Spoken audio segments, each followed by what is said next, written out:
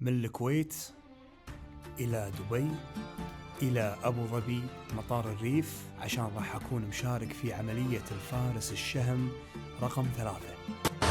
أنا حالياً في مطار أبو ظبي متجه إلى مطار العريش بهذه الطيارة العسكرية. بس خلينا نشوف هذه الطيارة شنو شايلة. تعال. والطيارة العسكرية اللي إحنا فيها مواد غذائية ومعدات طبية وبطانيات، وكذلك مساعدات من مؤسسة خليفة بن زايد آل نهيان للأعمال الإنسانية. وإن شاء الله يا رب هالمساعدات توصل بالسلامة وتوصل إلى المستحقين داخل الأراضي المحتلة. الله ويانا، والوعد إن شاء الله العريش. وبدينا بتحميل المساعدات داخل الطيارة، وما أبي أنسى أشكر القيادة المشتركة في القوات المسلحة، جهود جبارة يشكرون عليها، عساهم على القوة الصراحة.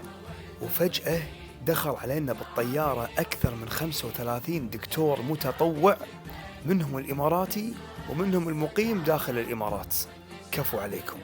وبدأت الرحلة، وكان الجو بارد لكن كل شيء يهون علشان بس المساعدات توصل. والحمد لله وصلنا مطار العريش، وقاعدين نجهز لنزول المساعدات للمطار ونقلها بعدين لمعبر رفح. لكن قبل لا تنزل المساعدات، أول من نزل هم الدكاترة علشان يتجهزون وياخذون التعليمات لدخولهم للمستشفى الميداني من جميع الجنسيات والتخصصات. السلام عليكم. الاسم بالخير؟ إبراهيم أبو صبيح. والتخصص؟ أنا ممرض عناية مركزة. ما شاء الله. من وين؟ من الأردن. على راسي. حسين عبد الشكور. من وين؟ مصر. أهلا وسهلا. تخصص؟ عناية مركزة أطفال. Your name? محمد علي. From? India. India. Nursing. Nursing, yes. Thank you very much. محمد ضياء إبراهيم، استشاري أطفال من العراق. على راسي أهل العراق. دكتور أطفال؟ اي نعم، جراح أطفال. جراح أطفال؟ اي نعم. أنت محتاجينك داخل أتوقع جدا. إن شاء الله ربنا يقدرنا نقدر نسوي. وأنت متطوع يا دكتور. بإذن الله. نعم. الله يجزاك خير. يحفظك ويعافيك إن شاء الله. جاهز؟ جاهزين. نعم. مستشفى الميداني إن شاء الله. الله طيب بإذن الله. الله يجزاك خير. يحفظك ويعافيك. والشكر موصول حق سكاي نيوز، يعني صار لهم فترة طويلة هني تقريبا الشهر. الله يجزاهم خير إن شاء الله على هالتغطية الجميلة. تتوقع على شنو لابس؟ هذا شنو؟ شوفوا مثل ما تشوفون مكتوب عملية الفارس الشهم 3. أنا بحثت شنو موضوع هالعمليات هذه وشنو يعني فارس الشهم 1 و2. الفارس الشهم 1 كانت حق إخواننا في أفغانستان، وتم بنجاح نقل 5000 واحد أو مواطن من أفغانستان بسلام إلى الإمارات. أما الفارس الشهم 2 كانت في أحداث زلزال تركيا وسوريا، والجهد الجبار اللي سوته الإمارات وما يخفى على أحد. أما الفارس شهم 3 هو اللي احنا الحين فيها، وهي نصرة وفزعة لإخواننا في غزة. وهذه عمليات بتوجيهات مباشرة من رئيس الدولة صاحب السمو الشيخ محمد بن زايد الله يحفظه. ولما بحثت أكثر طلع الموضوع مو جديد، الموضوع أقدم من كذي. شلون؟ شوف.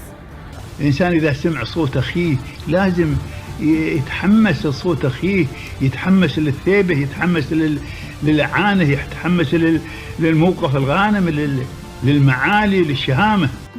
الإنسان إذا سمع صوت أخوه لازم يتحمس للإعانة والشهامة. سمعتوه؟ هذا الوالد المؤسس الشيخ زايد الله يرحمه. وعرفت أن الموضوع مو جديد، وعرفتوا أن النهج مو جديد.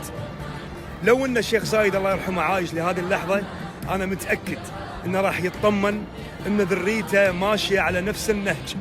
الله يجزاكم خير، والله يرحم المتوفين ويطول بأعمار الموجودين، وحي بالشهامة.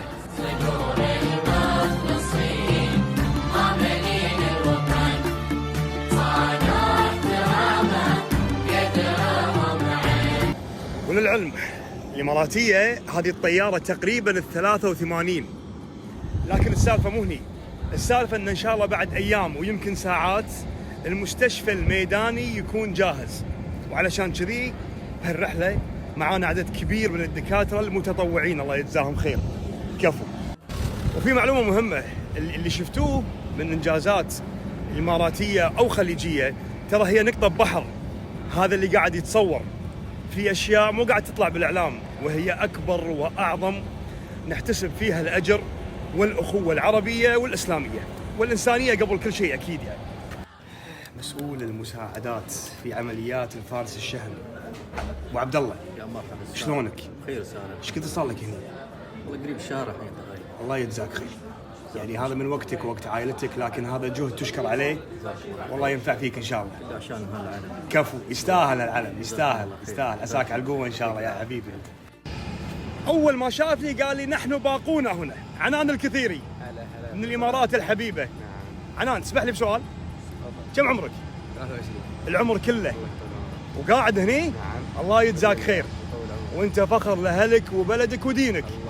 3 محطات تحلية مياه بحر عدل من الإمارات إلى أخوانهم داخل الأراضي المحتلة، تنتج أكثر من 600,000 جالون ماي حلو يوميا. هذا يوميا. الله يجزاكم خير إن شاء الله. وبشرك بعد راح تسد هذه الكمية لربع سكان غزة من الماي صالح للشرب يوميا، راح يوصلهم إن شاء الله ويستفيدون منه. خشمه كفو. وهذا إيه وهذه مش لهالفترة هذه، إن شاء الله هذه المحطات السعودية. مرحبا. والله هذا عساك على الدول الخليجية كلها مثل الإمارات، الكويت، السعودية. كلنا واحد. الله يقويك. عساك على القوة يا حبيبي، أنت عزيز عزيز الله وغالي. يقويك. إيه الله أول شيء قول آمين. الله يحفظ دول الخليج وحكامنا اللي نحبهم ولا نبي غيرهم، وإن شاء الله يرفع البلاء عن إخواننا في الأرض المحتلة. قول آمين. اللهم آمين. وبكذي مهمتنا في هذه الرحلة انتهت، لكن قبل لا أصعد الطيارة حبيت أطمنكم وشوفة عينكم مساعداتكم وصلت مطار العريش، ومن مطار العريش إلى معبر رفح، ومن معبر رفح إلى قلب الأراضي المحتلة. الحمد لله على نعمة الوطن والأمن والأمان والحكام، الله يديمهم ويعزهم إن شاء الله. فمان الله.